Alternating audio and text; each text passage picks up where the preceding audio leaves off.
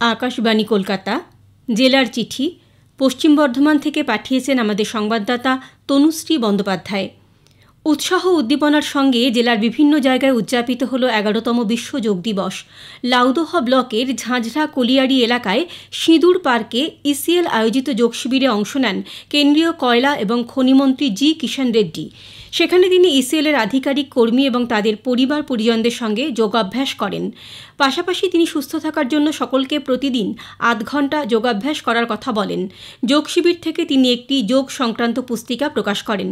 সম্মানিত করেন পদ্মশ্রী প্রাপ্ত শিক্ষক সুজিত চট্টোপাধ্যায়কে। যোগ দিবসে ৩ দিনের বিশেষ মহাযোগ উৎসব হয়ে গেল ইসিএলের বাঁকুড়া এরিয়ার গুলমোহর ক্লাবে। বাঁকুড়া এরিয়া ও আর্ট অফ লিভিংয়ের যৌথ উদ্যোগে আয়োজিত এই উৎসবে যোগ প্রশিক্ষণ ছাড়াও অঙ্কন প্রতিযোগিতা এবং যোগ বিষয়ক প্রতিযোগিতা ও নানান অনুষ্ঠানের আয়োজন করা হয়। অনুষ্ঠানের সূচনা করেন area general manager Sanjay Kumar Sahu ও আর্ট অফ লিভিংয়ের স্টেট কাউন্সিল সদস্য সুমিত বন্দ্যোপাধ্যায়।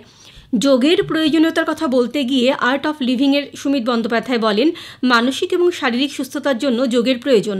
যোগচর্চাই পারে ধর্ম ও সকল সম্প্রদায়কে এক সূত্রে বাঁধতে। তাই এর প্রচার ও প্রসার ঘটাতেই এই উদ্যোগ বলে তিনি জানান। আসানসোল রেল ডিভিশনের পক্ষ থেকে যোগ দিবস উপলক্ষে বিশেষ অনুষ্ঠানের আয়োজন করা হয়। দুর্গাপুরে সিটি সেন্টারে যোগ দিবস উপলক্ষে এক যোগ প্রদর্শনীতে অংশ নেন স্থানীয় লাফিং ক্লাবের সদস্যরা। উপস্থিত ছিলেন দুর্গাপুর ইস্পাত কারখানার অ্যাসিস্ট্যান্ট জেনারেল ম্যানেজার ফিজিওথেরাপিস্ট তরুণ বাদ্যকর।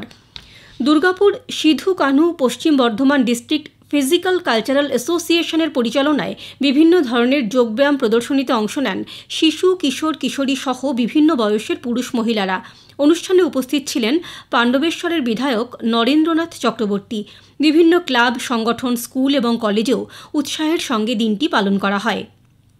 বিকশিত ভারত গঠন করতে হলে প্রয়োজন বিকশিত কৃষি। সেই লক্ষ্যেই ২৯শে মে থেকে ১২ই জুন পর্যন্ত সারা দেশব্যাপী আয়োজন করা হয় বিকশিত কৃষি সংকল্প অভিযান।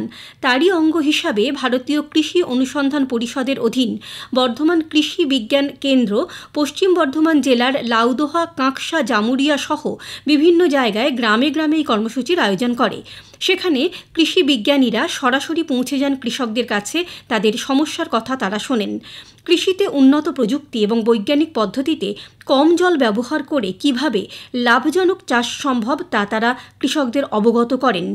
এই কর্মসূচিতে কৃষকদের উন্নয়নে সরকারি বিভিন্ন প্রকল্পের সুবিধার কথা উল্লেখ করা হয়।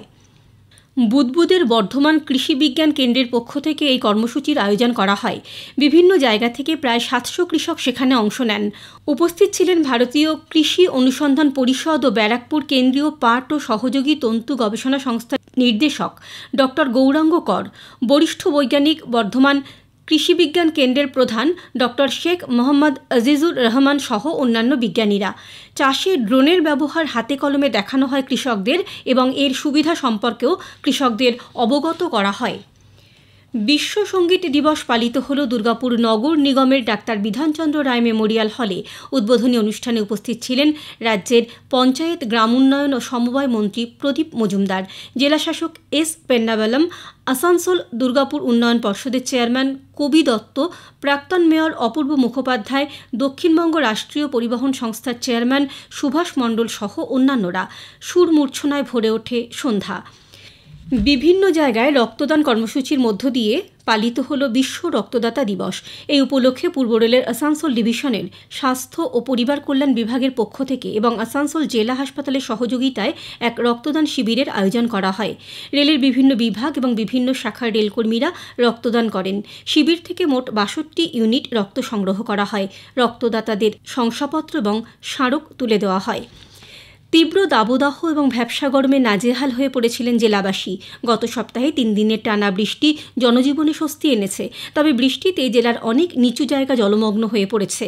দামোদরের জল বাড়ায় ভেসে যায় বাঁকুড়া ও পশ্চিম বর্ধমানের সঙ্গে সংযোগকারী বার্নপুরের দামোদরের বাঁশের সেতু। সমস্যায় পড়েছেন দুপারে যাতায়াতকারীরা। জেলার চিঠি শেষ হলো।